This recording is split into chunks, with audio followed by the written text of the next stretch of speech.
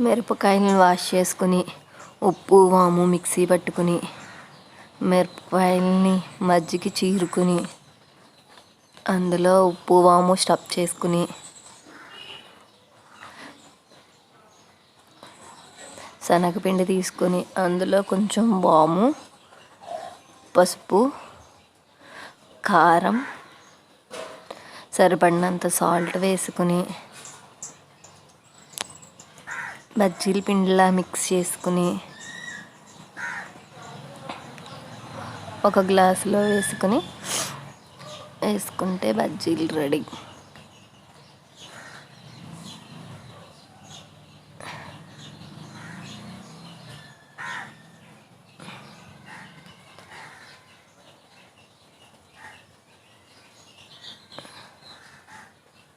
Tasty బజ్జీలు ready.